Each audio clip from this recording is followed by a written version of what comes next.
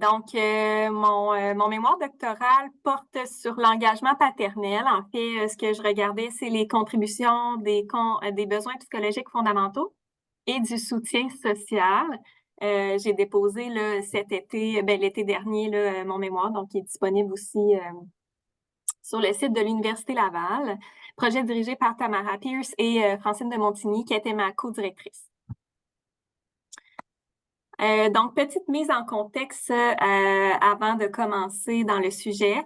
On sait que la littérature apporte que le soutien social et notamment la relation de couple prédit l'engagement paternel chez les pères, l'engagement des pères. Donc, dans la perspective, en fait, de la théorie d'autodétermination, ce qu'on sait aussi, c'est que la satisfaction des besoins psychologiques fondamentaux contribue à l'engagement de la personne dans plusieurs domaines de vie. Donc, nous, ce qu'on s'est demandé, ce qu'on s'est posé comme question, c'est si le soutien social viendrait expliquer l'engagement paternel par la théorie d'autodétermination, entre autres la satisfaction des besoins psychologiques fondamentaux. Je vais référer aux besoins psychologiques fondamentaux avec l'acronyme BPF pour aller plus vite dans la présentation. Donc, l'engagement paternel amène de nombreux bénéfices à tous les membres de la famille, d'où l'importance de se pencher sur le concept. Donc, des bénéfices à l'enfant au niveau de son développement, moins de comportements extériorisés, un meilleur sommeil chez l'enfant, moins de symptômes anxio-dépressifs, donc au niveau de la santé mentale de la mère. Aussi une meilleure qualité des interactions familiales, puis une meilleure santé et bien-être chez le père. Donc, on sait tout ça, puis on sait aussi qu'il y a plusieurs facteurs qui semblent prédire l'engagement paternel, notamment des facteurs qui sont propres au père, propres à la mère, à l'enfant, aux politiques sociales. Notre étude s'est penchée sur 4 facteurs qui étaient la relation conjugale, la relation coparentale, le sentiment d'efficacité parentale, puis le soutien social. La théorie d'autodétermination voit l'environnement social comme venant faciliter ou venant nuire au bien-être, à la croissance, à l'intégrité des personnes par le biais de 3 besoins psychologiques fondamentaux. Donc, le premier, c'est l'autonomie. L'autonomie, c'est pas synonyme d'indépendance. Ça réfère vraiment à la volonté de la personne de prendre action sur sa vie, d'agir selon ses valeurs à elle. Dans le champ de la parentalité, on pourrait voir qu'un père, un père qui sent qu'il peut faire une activité avec son enfant de façon volontaire, qui est libre de ses choix, viendrait satisfaire ce besoin d'autonomie. Le deuxième besoin, c'est l'appartenance sociale. Donc, ça réfère au besoin de se sentir socialement connecté aux autres, sentir qu'on prend soin d'autrui, puis que les autres aussi, en retour, prennent soin de nous, se préoccupent de notre bien-être. Donc, dans la relation coparentale, on peut penser que la connexion, l'interdépendance entre le papa et la maman peut contribuer à la satisfaction du besoin d'appartenance sociale. Puis finalement, on a le besoin de compétences qui, lui, implique de se sentir efficace, maître de la situation. Donc, un père qui se sent compétent, qui sont adéquats dans ses pratiques parentales, comme l'instauration de la discipline, on peut penser que le besoin de compétences pourrait être satisfait. Donc, les 3 besoins, il faut les voir vraiment interdépendants. Chacun d'entre eux corrèle avec les autres. Donc, si un besoin est satisfait, ça facilite aussi la satisfaction des 2 autres besoins. La théorie des besoins psychologiques fondamentaux, en fait, c'est une petite théorie qui fait partie de la grande théorie d'autodétermination. Elle a fait ses preuves dans plusieurs domaines, notamment dans le sport, dans le travail, dans la sphère académique, dans la vie familiale. On l'a moins vu dans la sphère parentale et encore moins au niveau des parents.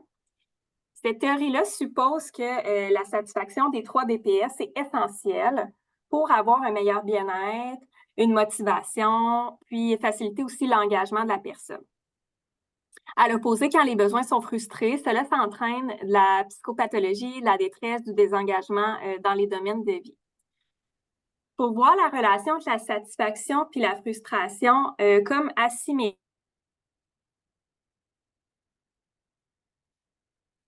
opposés l'un de l'autre. En fait, l'absence de satisfaction d'un besoin ne veut pas nécessairement dire que le besoin est frustré.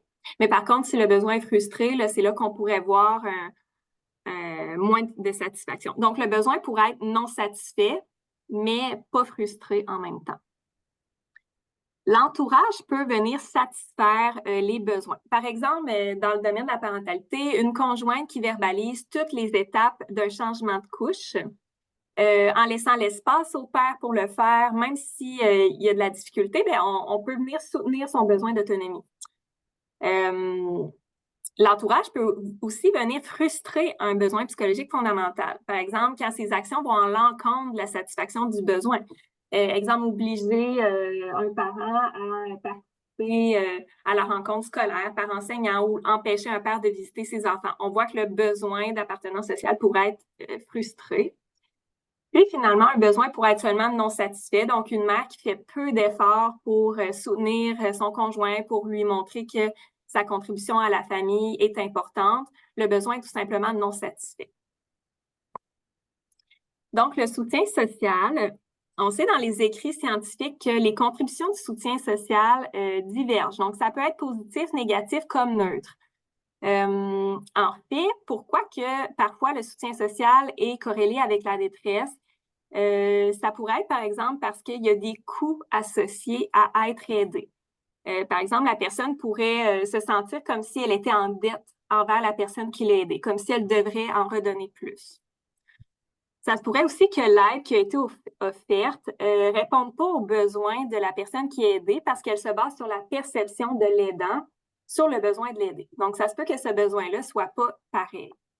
On peut aussi penser que l'aide reçue peut parfois miner l'estime de soi parce que si la personne qui est aidée reçoit cette aide-là comme si elle n'était pas compétente pour le faire ou elle commence à comparer ses propres compétences avec l'autre personne qui l'a aidée, ça pourrait venir miner son estime d'elle-même.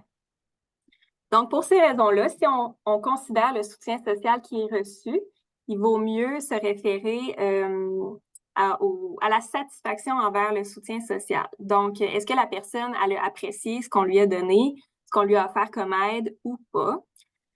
Puis finalement, il y a une autre mesure de soutien qui se présente plus en amont, là, avant que la personne soit confrontée à un défi ou à un événement stressant qui s'appelle la perception de disponibilité du soutien. Fait que ça, en fait, ça renvoie à la confiance de la personne envers la réception d'un soutien si elle en avait besoin. Fait qu'un père qui sait qu'il peut compter sur ses parents, sur sa conjointe pour subvenir aux besoins de ses enfants s'ils étaient malades, ça renvoie à cette sphère-là du soutien social. Sentiment d'efficacité personnelle, donc c'est l'autre facteur que je vous avais mentionné là, en début de présentation qui va être utilisé. Donc, le sentiment d'efficacité personnelle réfère à la croyance qu'une personne a envers ses propres capacités à gérer une situation du futur. Dans plusieurs études, ce sentiment-là a été vu comme un médiateur entre la satisfaction des besoins psychologiques fondamentaux et l'engagement de la personne dans divers domaines de vie. Là, je suis allée trop vite. Donc, notamment dans la sphère scolaire. Puis nous, on réfère plus au sentiment d'efficacité parentale, fait comment le père se perçoit ses capacités à exécuter des tâches reliées à la parentalité. Dans une étude, là, c'était Bouchard et ses collègues, ils considéraient le sentiment d'efficacité parentale comme le médiateur entre le soutien du besoin de compétences des pères qui était offert par la mère et son engagement paternel. Donc, on sait qu'il y a des écrits là, par rapport à ça. La relation conjugale, c'est... donc, la qualité de la relation conjugale se mesure par l'ajustement dyadique. En fait, elle se mesure par la satisfaction, le degré de cohésion, de consensus et l'expression d'affection au sein du couple. Donc, on peut penser que quand le couple fait l'expérience d'un bon ajustement dyadique, ça donne lieu à la satisfaction des 3 BPF. Parce que si le père est satisfait de sa relation de couple, ça veut dire que les partenaires présentent une bonne entente sur des éléments importants de la vie. La relation présente un faible niveau de tension, ils partagent des intérêts, ils sont satisfaits de l'expression de l'affection aussi, mais il y a des bonnes chances qu'ils considèrent sa partenaire comme étant soutenante dans sa vie. Donc, il pourrait répondre à ces 3 BPF. La relation coparentale, maintenant, elle Elle se définit par le degré de soutien et de solidarité entre les deux adultes qui partagent la responsabilité des soins de l'enfant. Il y a plusieurs liens possibles qui sont possibles de faire entre la relation coparentale et la satisfaction des BPF. Par exemple, l'appréciation réciproque. Donc, si chaque parent estime l'engagement parental de l'autre parent, on peut penser que ses besoins de compétences, d'autonomie seraient satisfaits. Par exemple, aussi au niveau de la communication. Donc, si chaque parent a le désir de communiquer avec l'autre parent, il y a comme une connexion, on peut penser que son besoin d'appartenance sociale serait aussi satisfait. Donc, tout ça m'amène à vous présenter le modèle explicatif qui a été postulé. Le modèle vise à expliquer l'engagement paternel et aussi le sentiment d'efficacité parentale. En fait, on postule que les deux éléments du couple, qualité de relation coparentale, ajustement dyadique, et le soutien social, donc perception de disponibilité du soutien, satisfaction envers le soutien social qui est reçu, expliquerait l'engagement paternel et le sentiment d'efficacité parentale par la satisfaction et ou la frustration des besoins psychologiques fondamentaux dans le rôle de père. Donc, je vais décortiquer tout ça là, au résultat avec vous. La présente étude s'insère dans une étude de plus grande envergure qui portait sur la paternité et le soutien social. Donc, il y a 320 pères qui attendaient la naissance d'un enfant qui ont été recrutés. Nous, on se concentrait seulement sur le temps 3. Donc, lorsque l'enfant est âgé de 8-9 mois, les parents ont complété des questionnaires. C'est la perception des pères que j'ai comme résultat qu'on a utilisé. Donc, avec l'attrition, au temps 3, on a eu 253 pères qui faisaient partie de l'échantillon. Il y a un quart des pères qui présentaient un statut d'immigrant, puis 16% des familles avaient un faible revenu. Les analyses que j'ai effectuées, entre autres pour expliquer les résultats, c'est les équations structurales. Donc, je vous montre un gros modèle qu'on va décortiquer ensemble. Les résultats de l'analyse du modèle postulé suggèrent un bon ajustement. En fait, là, tous les indices sont satisfaisants, fait que ça nous dit que le modèle s'ajuste bien aux données. Par contre, on a observé plusieurs liens qui étaient postulés qui étaient non significatifs. Donc, ils vont apparaître en bleu. Le premier, c'est entre l'ajustement dyadique et la satisfaction des BPF. Ensuite, ce qui était non significatif aussi, c'est la satisfaction envers le soutien social reçu et les besoins psychologiques fondamentaux. On avait aussi la satisfaction des BPF et l'engagement paternel, qui n'étaient pas liés, en fait, à l'engagement paternel. Et même chose pour la frustration, n'était pas liée au sentiment d'efficacité parentale et à l'engagement paternel de façon significative. Donc, à partir de ça, on a fait un modèle plus parcimonieux. On a conservé quand même un bon ajustement du modèle aux données. Puis, on a juste enlevé les liens qui étaient non significatifs. C'est le modèle que je vous présente ici. Donc, les résultats montrent que la qualité de la relation coparentale et la perception de disponibilité du soutien est liée à la satisfaction des besoins psychologiques fondamentaux. On voit aussi que les besoins psychologiques fondamentaux prédisent le sentiment d'efficacité parentale qui, lui, prédit l'engagement paternel. Du côté de la frustration, ce qu'on observe, c'est que les trois besoins psychologiques fondamentaux, en fait, moi, c'est ça, les trois besoins psychologiques fondamentaux frustrés sont expliqués par la qualité de la relation coparentale, l'ajustement dyadique et la perception de disponibilité du soutien. Mais il n'y aurait pas de lien, comme je disais tantôt, avec l'engagement et le sentiment d'efficacité parentale, mais c'est très fortement lié avec la satisfaction des besoins psychologiques. Donc, en fait, ce que ça nous dit, notre étude, c'est qu'on sait que la frustration est liée à d'autres aspects négatifs.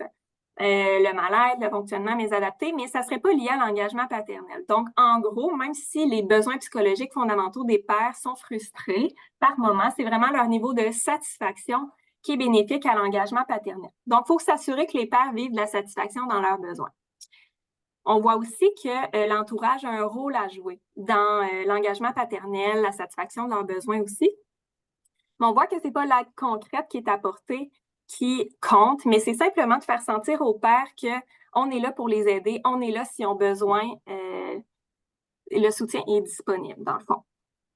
Au niveau de la relation de couple, on voit que c'est vraiment la relation coparentale qui est prédicteur de la satisfaction des besoins psychologiques fondamentaux. Donc, la relation avec la conjointe, c'est un facteur positif, mais ça contribue pas à la satisfaction des BPF. Donc, en d'autres mots, là, c'est vraiment la façon que les deux parents font alliance ensemble, qui s'estiment, qui se soutiennent mutuellement, qui semble favoriser la satisfaction des BPF chez les pères. L'ajustement dyadique, en fait, était seulement lié à la frustration des besoins psychologiques fondamentaux. Donc, quand que le père il considère que son couple va mal, on voit quand même des répercussions sur la frustration de ses besoins psychologiques fondamentaux dans son rôle de père. Et finalement, le sentiment d'efficacité parentale il a été reconnu comme un médiateur. Donc, dans plusieurs études, là, on le voyait que c'était comme un médiateur entre la satisfaction des BPF et l'engagement. Mais ici, ce qu'on a vu, notre étude expose le soutien. Ouais, c'est ça. Notre étude expose plus globalement le soutien social du père à son engagement paternel. Donc, c'est comme ça que la satisfaction vient jouer. Contribution, en fait, c'est vraiment une nouveauté pour l'engagement paternel. Là. Il y avait juste Bouchard et ses collègues qui avaient étudié l'engagement paternel sous l'angle de cette théorie-là. Mais nous, on le fait vraiment considérant le soutien at large plutôt que le soutien de la conjointe sur les besoins psychologiques fondamentaux. Fait qu'il n'y a aussi aucune étude qui avait mesuré la satisfaction et la frustration des besoins des pères relatifs à leur rôle parental. On sait aussi que l'importance de l'environnement social sur l'engagement du père, donc la conjointe. Comment qu'on peut faire ça? Laisser de l'espace au père, le temps de faire les tâches parentales par lui-même, l'encourager dans ses initiatives, souligner ses bons coups, croire aussi en l'importance du père dans la famille. En fait, je regarde l'heure, pardon, mais je pense qu'il reste encore 2-3 minutes. 1 minute, parfait. La disponibilité de l'entourage aussi. Qu'est-ce qui est important, c'est de montrer aux pères qu'on est disponible, en fait, qu'on est là pour les aider et non pas de faire par-dessus eux, puis de simplement mentionner qu'on peut compter sur eux, que le père peut compter sur nous au besoin.